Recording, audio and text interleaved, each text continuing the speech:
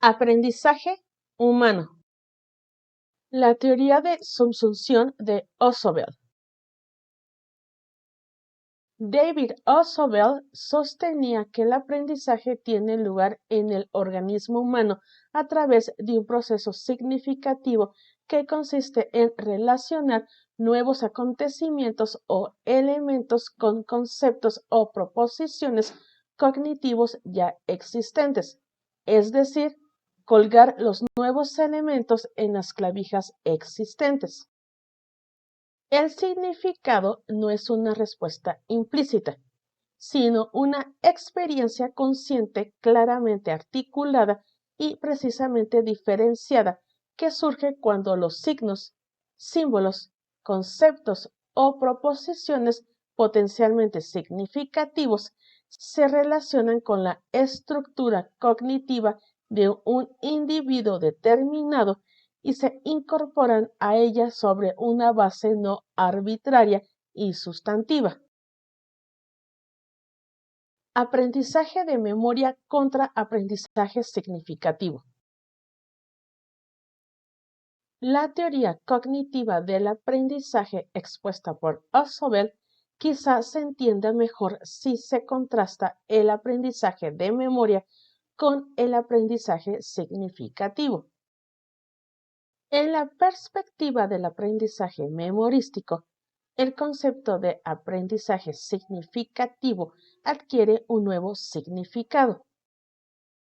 Osobel describió el aprendizaje memorístico como el proceso de adquisición de material como entidades discretas y relativamente aisladas, que son relacionables con la estructura cognitiva solo de forma arbitraria y literal, no permitiendo el establecimiento de relaciones significativas.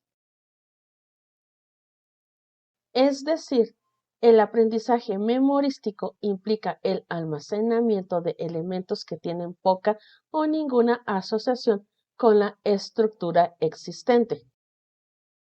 Por otro lado, el aprendizaje significativo o subsunción puede describirse como un proceso de relación y anclaje de material nuevo con entidades en la estructura cognitiva. A medida que el nuevo material entra en el campo cognitivo, interactúa con un sistema conceptual más inclusivo y se subsume adecuadamente en él.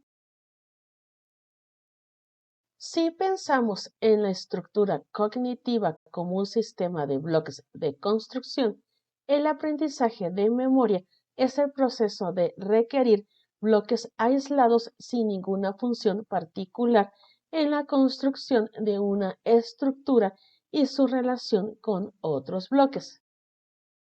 El aprendizaje significativo es el proceso por el que los bloques se convierten en parte integrante de categorías ya establecidas o grupos sistemáticos de bloques. Cualquier situación de aprendizaje puede ser significativo si, 1, los alumnos tienen un conjunto significativo, es decir, una disposición a relacionar la nueva tarea de aprendizaje con la que ya saben. Y 2, la propia tarea de aprendizaje es potencialmente significativa para los alumnos, es decir, relacionable con la estructura de conocimientos de los alumnos. El segundo método para establecer el significado, participación de sentido, es un factor potencialmente poderoso en el aprendizaje humano. En términos mentales, cuantos más hechos se asocien a un hecho en la mente, mejor posesión de él conserva nuestra memoria. La distinción entre aprendizaje memorístico y el significado puede parecer no importante a primera vista, ya que en ambos casos se puede aprender el material. Pero la importancia de la distinción se hace evidente cuando consideramos la eficacia relativa de los dos tipos de aprendizaje en términos de retención o memoria a largo plazo. A menudo tenemos la tentación de examinar el aprendizaje solo desde la perspectiva del input, sin tener en cuenta la inutilidad de un elemento aprendido que no se retiene. Un elemento aprendido de forma significativa y subsumido tiene un potencial de retención mucho mayor. Olvido sistemático. Osobel aportó una explicación plausible del carácter universal del olvido. Dado que los materiales aprendidos de memoria no interactúan con la estructura cognitiva de forma sustantiva, se aprenden de conformidad con las leyes de asociación y su retención está influenciada principalmente por los efectos de interferencia de materiales memorísticos similares aprendidos inmediatamente antes o después de la tarea de aprendizaje, comúnmente denominados inhibición proactiva y retroactiva. En el caso del material aprendido significativamente, la retención está influida principalmente por las propiedades de los sistemas ideacionales relevantes y acumulativamente establecidos en la estructura cognitiva con lo que interactúa la tarea del aprendizaje. En comparación con el tipo de interacción ampliada, los efectos interferentes concurrentes tienen una influencia relativamente escasa en el aprendizaje significativo y la retención es altamente eficiente. No podemos decir, por supuesto, que el material significativamente aprendido no se olvida nunca.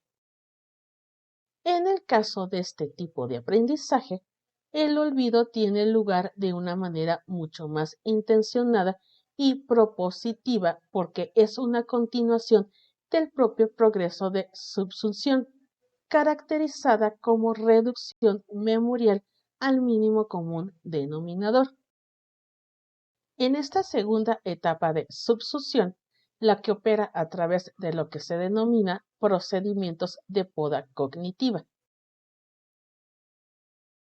La poda es la eliminación del desorden innecesario y el despeje del camino para que entre más material en el campo cognitivo, de la misma manera que la poda de un árbol permite, en última instancia, un crecimiento mayor y más completo. Un aspecto importante de la etapa de poda del aprendizaje es que el olvido de la subsunción o la poda no es algo casual o fortuito, sino que es sistemático. Así, al promover procedimientos de poda óptimos, tenemos una situación de aprendizaje potencial que producirá una retención superior a la que normalmente se espera según las teorías más tradicionales del olvido. Algunos estudios han demostrado que ciertos aspectos de la lengua son más vulnerables al olvido que otros. Así, por ejemplo, los elementos léxicos pueden perderse más fácilmente que las expresiones idiomáticas, dependiendo de los factores como la transferencia y la interferencia del lenguaje nativo. La noción de que el olvido es sistemático también tiene importantes implicaciones para el aprendizaje y la enseñanza de idiomas. En las primeras etapas del aprendizaje de lenguas se suelen utilizar ciertos dispositivos, definiciones, ilustraciones o reglas para facilitar la subsunción. Estos dispositivos pueden ser inicialmente significativos mediante la asignación o fabricación de significados. Pero en el proceso de automatización de la lengua, los dispositivos solo sirven como entidades provisionales, significativas en un nivel bajo de subsunción, y luego se eliminan sistemáticamente en etapas posteriores del aprendizaje de la lengua. La mayoría de los enfoques actuales de la enseñanza de idiomas comprenden su utilidad temporal y, en su mayor parte, instan a los alumnos a olvidarse de estos elementos provisionales y mecánicos a medida que progresan en un idioma y a centrarse más en el uso comunicativo, comprensión o producción del mismo.